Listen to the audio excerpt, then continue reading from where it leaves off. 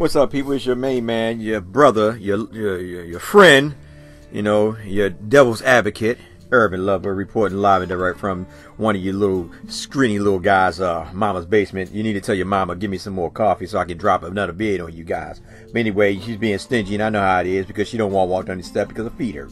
But let's get to the point. All right, the Lakers played the Orlando Magic. They won 4 straight before they played the Orlando Magic. Let's just be real here. The Lakers got too comfortable. Simply put, Orlando Magic started off the season, I think, what, 1-7. They turned it around, started playing some good basketball. They got some players. They ran a real nice offense. But here's the problem. And I'm gonna start with the head coach. I gotta start with Luke Walton. This guy's too freaking stubborn. Now, I know y'all gonna say, well, Herb, we just need to get rid of him. We need to do this and that. Listen, it's up to Magic. You know, I'm at the point, like, if he's here, I'm gonna respect him, but I'm still gonna critique him. The thing is, Luke Walton is just too freaking stubborn. When Orlando Magic was basically putting on a show, well, when it looked like they were ready to start putting on a show, he did call a timeout.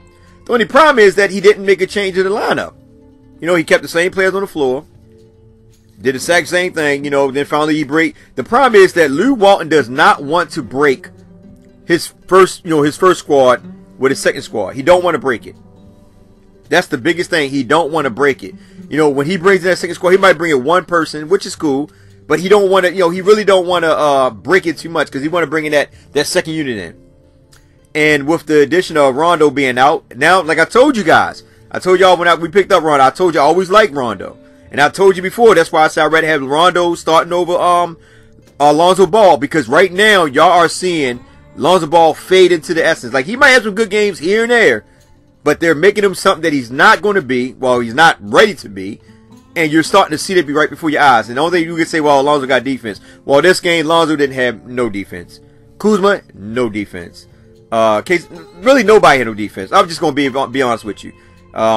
It was just like, you can't say they were tired because they had 2 days off. You don't think they'd come out with some energy? They didn't have no energy. They looked like they was tired, like they was worn out. And I'm like, what the freak? It's 2 games. Like, you can't, one thing, this is the thing. This is the West, this is not the East. And for all my LeBron nights that come in and follow LeBron, you got to understand the West is thick. The East used to be thick back in the 90s, but the West is thick.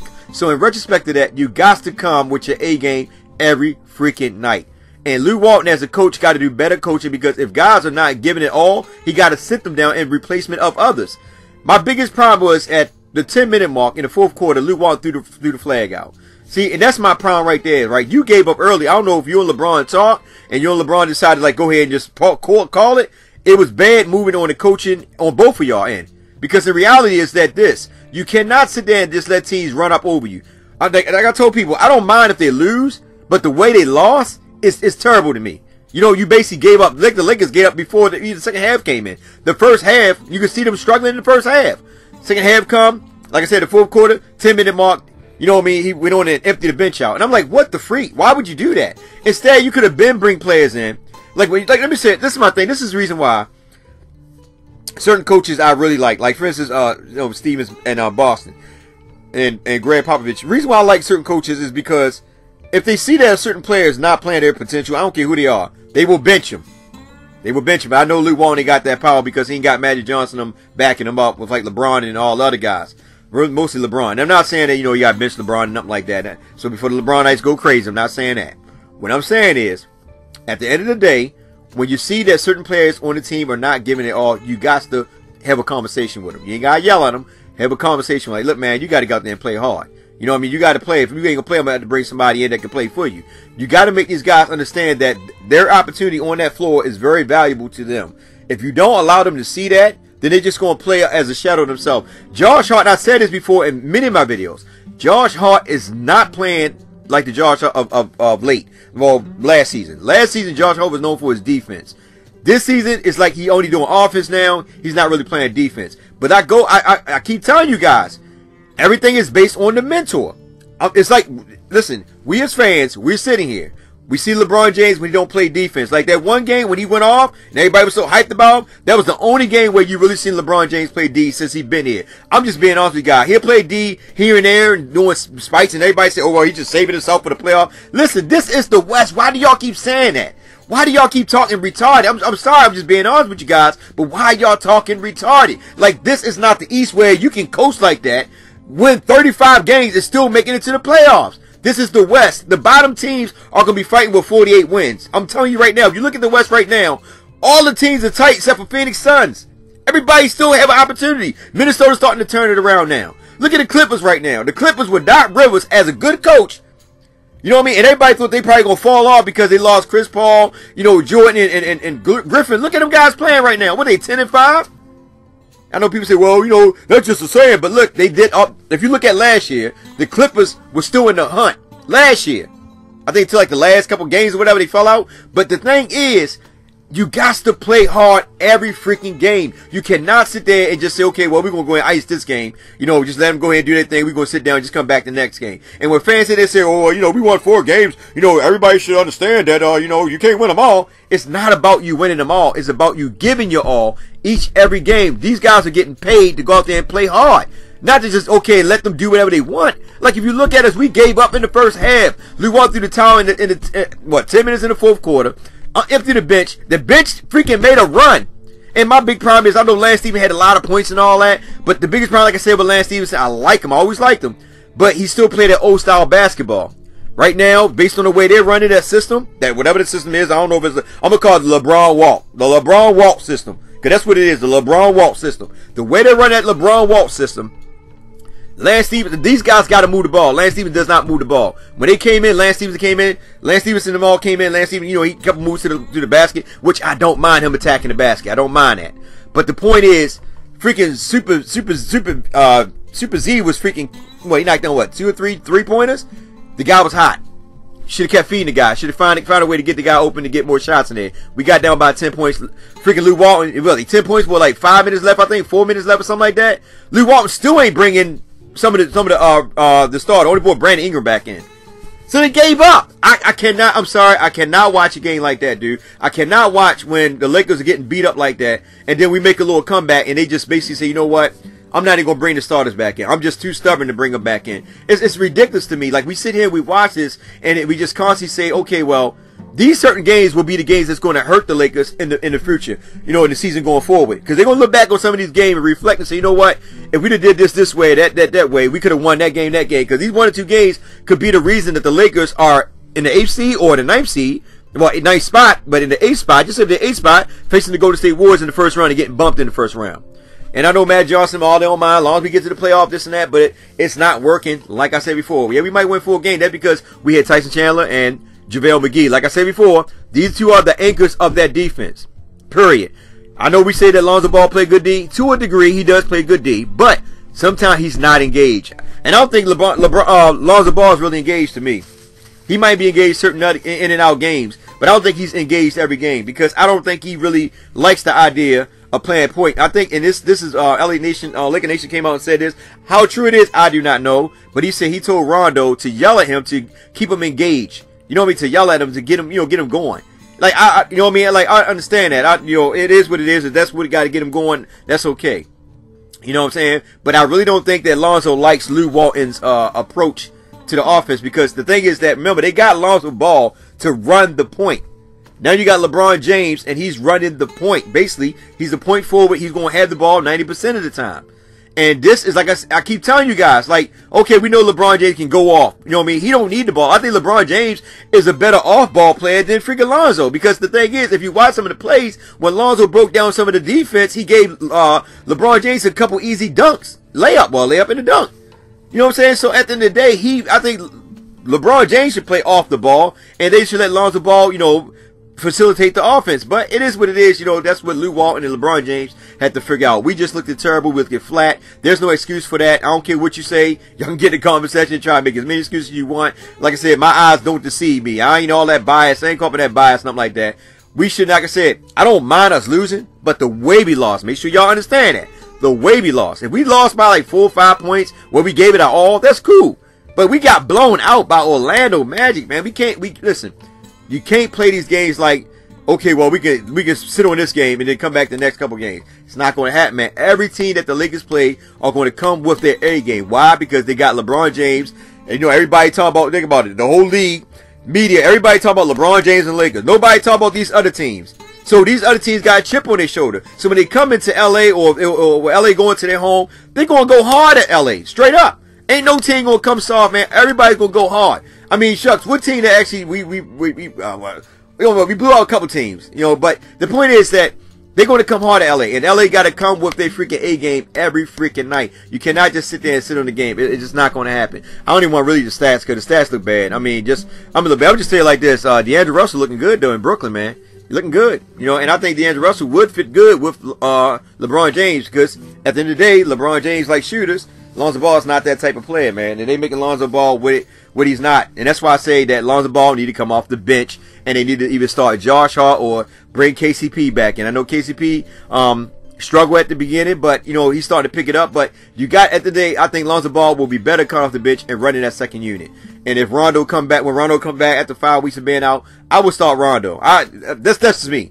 I would start Rondo because y'all are going to see how much we miss Rondo. Because everybody keep talking about, Rondo minutes being cut. They happy, they excited. Rondo not here, this and that. Rondo, like I told you, Rondo is the only alpha male, probably besides Tyson Chandler. I can really say Tyson Chandler don't really do no offense. But Rondo is probably the only alpha male, and I would say Lance Stevenson too. Lance Stevenson and Rondo, but Lance Stevenson don't get as much playing time as Rondo do. Rondo is the only alpha male on that team that can challenge LeBron James. Simply put, you don't want to believe me, all you got to do is watch the game. If you're watching the game, I don't know if y'all watching, highlights or whatever, but you got to watch the game and you see. Rondo is not the person where when he get the ball, he goes every time he get every ball, every rebound or every possession, he throws it to LeBron. He doesn't do that. He actually runs down there and runs the offense. Where Lonzo will give it to LeBron 70% of the time if y'all just watch the game. When he come across, he goes right to LeBron. And that's what started happening to Kuzma and Brandon Ingram. Y'all need to start paying attention. Beginning of the season, Brandon Ingram and Kuzma actually going ISO. They were actually creating shots. They were doing a lot of things. Now, if you notice these last couple games, Kuzma's run to the perimeter like how Kevin Love was. Basically not really engaged in the offense at all. And the same thing with Brandon Ingram. They all both just sitting around waiting on LeBron James to see what LeBron James doing. Slowly but surely, y'all starting to see the LeBron James system. I know we won 4 games in a row. That's cool and all. But at the end of the day, we have to get back to playing friendly basketball, happy basketball. We got to make more passes. We're not really passing the ball a lot. We're not doing too much of nothing. The last couple games, like I said, we won some of them games, which is cool. We won the games. A couple games were real close nail biters, but we won the games. I'll take it for what it is. But at the end of the day, and this is my biggest problem, is Luke Walton. Not so much the offense. The defense, y'all already know the defense always sucked. Like I said, a couple games they played pretty good, but this right here lets you know that we still struggle on defense. And the biggest thing is the quick switching, which Luke Walton just won't get away from, and the perimeter defense. How many times have you seen every team where there's an open 3-point shooter just sitting there, like he's like, y'all gonna come challenge this? Just sitting there, and the Lakers do what? You hardly see nobody run out there. They all piled around the paint, and they all stop and look to see what this guy gonna do, and let him hit an open 3 every time. No one run out there to challenge the perimeter because why? Communication. Nobody's communicating with nobody. Say, hey man, pick my man up. Hey man, get that man. Nobody saying anything. Once in a while you hear LeBron, but when Rondo's out there, Rondo's calling it out. That's the big thing. Rondo is calling it out. Rondo is what you call a pedigree champion. Straight up. He the one, listen, I don't care what nobody say, Kevin Garnett, Paul Pierce, Ray Allen, okay, but without Rondo, them Celtic boys would not win a championship. I'm just being honest with you, man, because he the one kept them boys engaged. He the one that challenged them boys. You know what I'm saying? He the one that made Kevin Garnett look like the Kevin Garnett of Minnesota. You know what I'm saying? Get these guys easy shots, easy looks to make it easy for these guys. Because remember, all these guys was in their prime. And Rondo was the youngest on that squad. That's why I say I love Rondo. I loved him. I would hope that he came when Kobe was still here. And Kobe vouched for him, but, Mitch and them didn't want to bring him. It is what it is. But my thing at the end of the day is that Lonzo Ball have to come off the bench. Right now, I know Rondo is out, so that's understandable. But there's no other point guard coming off the bench besides Lance Stevenson. So now Rondo is out for 5 weeks. Lonzo Ball should come off the bench and either let Josh Hart or Josh Hart or freaking like I said Caldwell Pope start, and that way Lonzo would come in there with the dude Super V, Mikulak, whatever his name is. I'm sorry, I don't want to butcher his name, but Makalai. I'm sorry, but look, I'm saying that you can bring that guy in, bring him in there with Lonzo Ball. You know what I'm saying? Because it gives Lonzo Ball much more, shooters. And I'm telling you, if they actually had Lonzo come off that bench, Lonzo Ball will play much better. He can still get his minutes. He just ain't starting, but he can still get his minutes. And like I said, they just got to run that offense through him sometime. can't run through LeBron James. LeBron James can't run on all 4 cylinders every day. And the biggest pet peeve of everything that y'all gotta understand is this: when them young guys get in there, they're not used to half court set. You know what I mean? You run a half court set because you're tired and you slowing these young guys down. Let them young guys run. When you running, if you ever notice, every team that we play, the reason why these teams have come back because their guards are freaking running. We see Philadelphia. I mean, we see Portland. Even though we beat Portland, but what they were doing, they were running. When they start shooting them threes, is when they got out the game. But when they're running, attacking the basket, that's when the Lakers are at their worst, because why? You don't give teams enough time to get back on defense. And that's the biggest problem with the Lakers, is that they don't run as much as they used to. They run them half-court set where you let the defense get back and actually set up for their defense, and that's why it makes them harder to score. If you get the ball off the rim, run it, push it. LeBron James will have to come down on every possession. You know what I mean? But Lonzo Ball, Kuzma, Brandon, these guys are young. Let these guys run. You playing a half-court set, that stuff ain't going to work. And I know people say, well, Urban, we only lost 1 game. You know, we won 4 in a row. I understand that. But I always look at the necessary, important things that we still are lacking, even in those games we won. Because at the end of the day, you got to prepare yourself for the likes of the Golden State Warriors. You know, even though the Golden State ain't having a downward crisis, which is kind of good, you know, for KD, you know what I'm saying, LA. But the thing is that you still want to be able to get out there and run. The Lakers are good when they're running. When they run a half-court set, it's okay, but you don't need to run that half-court set 80% of the time. You got to go like 70 run, 30 half-court. You know, run, and if you get tired and you slow down a little bit, you know, run a half-court offense. But you don't have, like I said before, you don't have an interior score like that. JaVale McGee is okay, but he's not some dominant center that's going to score all the time. Where if LeBron James get jammed up, you know, a double team, whatever, he can't actually get to the basket. He got to find somebody that he can throw to down low, because all person he got is JaVale McGee or the perimeter shooters.